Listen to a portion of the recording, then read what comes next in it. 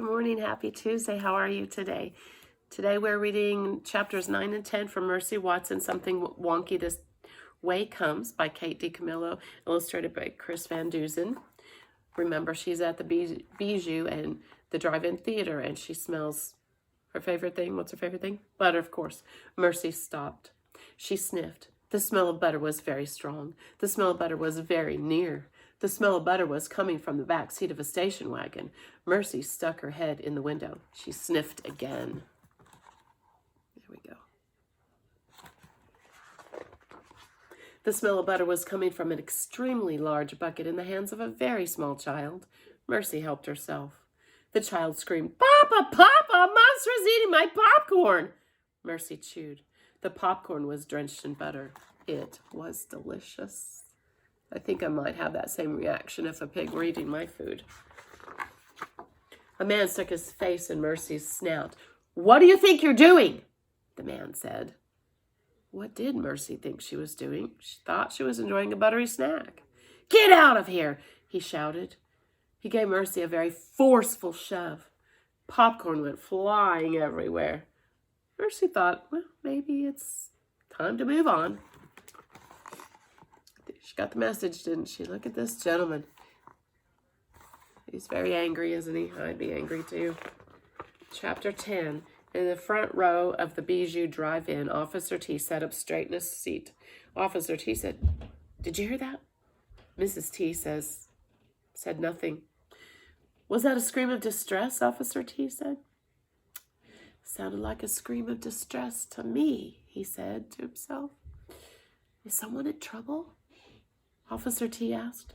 Mrs. Officer T said, "Nothing." "It's very possible that someone is in trouble," Officer T said to himself again. "Is it time for an officer of the law to step in?" Officer T asked. No pictures. "Most definitely," he answered. Officer T put his badge around his neck, got his bullhorn from the back seat, and kissed Mrs. Officer T goodbye. He said, "Am I off to make the world a safer place?" "I am," he said. "I am most definitely off to make the world a safer place." Mrs. Officer T waved goodbye. That is it for today's Mercy Watson reading. Now, you've learned in the past few days about Thomas Jefferson. That was yesterday. George Washington, Benjamin Franklin.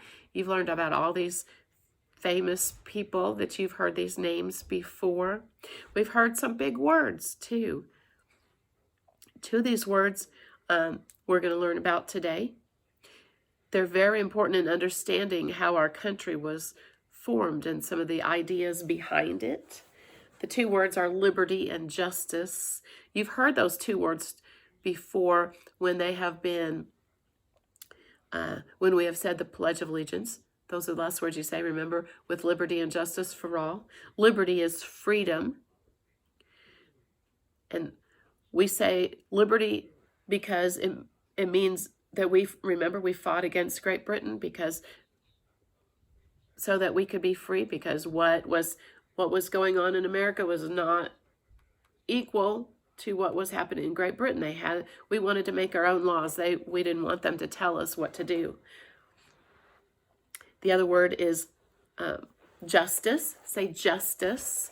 Justice means fairness, means being treated fair. Now keep liberty and justice in mind when you hear the read aloud. I am reading it today. I really wanted to do this lesson instead of you watching a video. The reason I haven't before is because I wanted you to see these pictures, but I really, really, really wanted to teach you this today. I want you to think about not only liberty and justice while I'm reading this read aloud, but think about other groups of people also involved in the founding days of our country. Women. So far, we've only talked about men. African Americans, what did they have to do with the beginnings of our country? Native Americans, what did they have to do? We need to decide whether they were given liberty and justice, freedom and fairness, or whether they were not. So listen very carefully. Life, liberty, and the pursuit of happiness.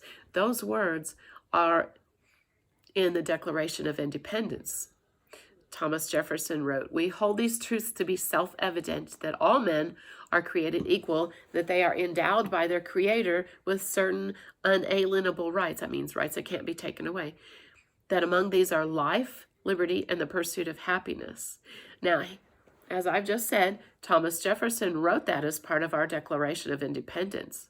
Remember, we were pretty upset because we were not being treated fairly by the British. We were not treated equally. Remember, equal means treated the same amount. If I cut a pie and one piece is this big and one piece is this big, that's not equal, is it? Right. We wanted liberty or freedom from the rules of the British. We didn't like what they were doing. We didn't like that they were trying to boss us around. So Jefferson sat down to write these words, and he wanted to make sure that people were treated fairly. Now, when the founding fathers, the people who started our country's laws, wrote those down in the Constitution. We still have our Constitution. Those are the very basic rights that we have, very basic laws. And when they sat down to write, they wrote about liberty and justice. When we hold our hands over our heart and say the Pledge of Allegiance, we say with liberty and justice for all, don't we? These were very important words, and they still are very important words, but not everybody was treated fairly in the beginnings of our country. About 300 years ago, right about like before the war with Great Britain and after the war, the founding fathers were writing those words. Now, we wonder, were they writing for themselves? Did they just mean them, people like them? Or did they mean for everybody? Did they want to include the Native Americans who had lived here the longest, or women, or African Americans who were usually slaves?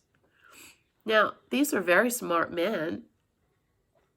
They knew that these words were going to be read over and over and over. But not everybody back then was treated fairly, and even today, doesn't always happen. Listen carefully to what I'm going to tell you next. That during the Revolutionary War, that's a war between Great Britain and us. We're fighting for our freedom, called the Revolutionary War. Women had different roles than what we have today. Today, we have women in the military, in the Army, in the Navy, and so forth, and they help us in fighting wars, but that didn't happen way back then. Now, some women wanted to be soldiers, but they weren't allowed to join the Army. Guess what? Some women actually dressed up like men, disguised themselves as men so they could fight. We do know about some of them. One of the most famous is Deborah Sampson. She fought under the name of Robert Shurtleff. That's what she told everybody her name was. Women were not allowed to vote during that time. In fact, women, and I've talked about this before, women were not allowed to vote until 1920. That's exactly 100 years ago. All those years in the beginnings of our country, women didn't have the right to vote. Do you think that was liberty and justice for all? Think about that. There are many people who came from Africa who were brought over to be slaves for the colonists. When the colonists decided to fight for their freedom from Great Britain, they themselves were keeping freedom. Even though they were fighting for their freedom, they were keeping other people from having their own freedom. Isn't that interesting? Now, slaves didn't have the freedom to choose how to live their lives. Usually they were in the South. Like, here's our country, right? Pretend that I'm drawing a picture. Okay, the South is in the lower part of our country. Over to the east of where Oklahoma is. Now, the landowners needed help to run the farms, and how they got help was to buy slaves. They bought people. It was pretty common in the South because, like I said, their farms were huge, and they needed a lot of help. But in the New England and Middle states, that's like here's the South, Like here's Oklahoma, here's the South, and up in New England, the middle states, slavery was starting to disappear after the war. But for a long time in the South, it was still there. Slaves were not allowed to vote. Is that liberty and justice for all? Think about that. Now, for a long time, Native Americans lived on the North American continent alone. They were the only people around. It's before people from Europe started coming over from, England and France and so forth, Germany, all of those countries. They lived there. But life started changing when people started coming over.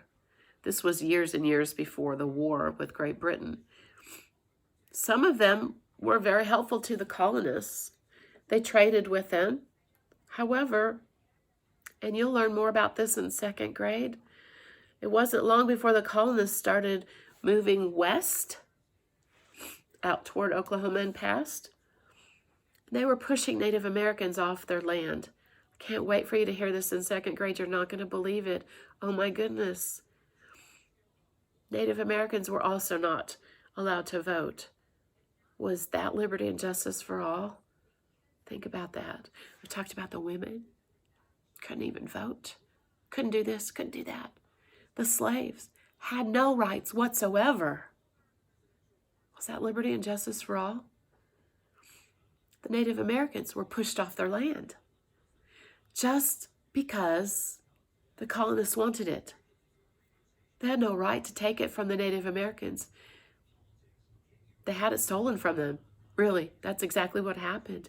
Was that liberty and justice for all? Oh my. So what do you think?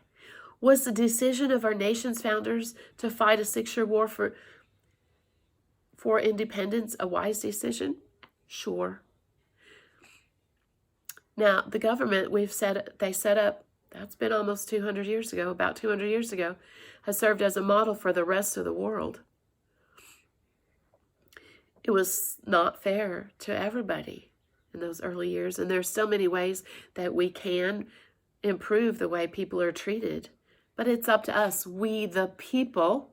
That's part of the preamble, the beginning of the Constitution, and I'm going to show you that video in a song of the preamble, the introduction to the Constitution. We the people, it's up to us to make each day a better day for all of us, not just some of us. After all, liberty and justice have a lot to do with how we treat each person, each other, every day. Remember, we talk about how we treat others like we want to be treated?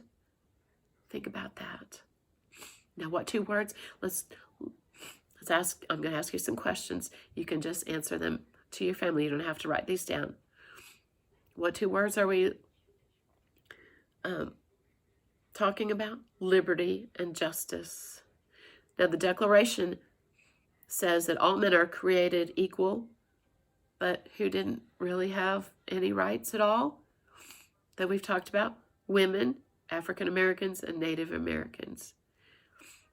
If a woman wanted to fight in a battle, what did she have to do to be able to do that back then? That's right. They had to be disguised as a man. Is that liberty and justice for all? Did it include women? No, didn't. Remember, women, this is so unbelievable to me. Women were not allowed to vote until 100 years ago.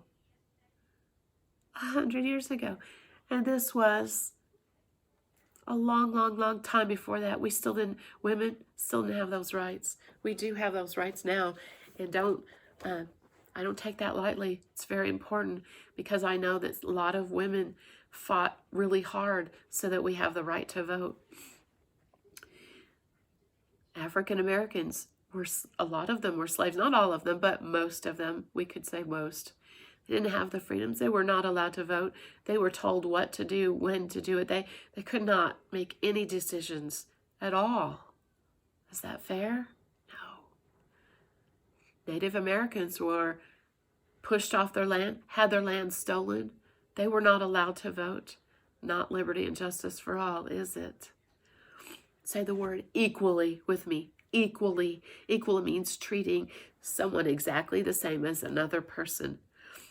Remember, it's not okay for me to give one of my boys a piece of pie this big and the other, somebody else, piece of pie that big. That's not equal, is it? You know that. We want people to be treated equally. We try to be fair. Mrs. Frieder tries really hard to be fair. Sometimes we don't, when you think, oh, that isn't fair, Mrs. Frieder, that seems like that, but it's also because maybe you don't know exactly everything that went on. That's why. But remember, it's important to treat people equally. It's important to treat others like we want to be treated. I'm so glad I got to teach this lesson to you today, and I will see you tomorrow. Bye.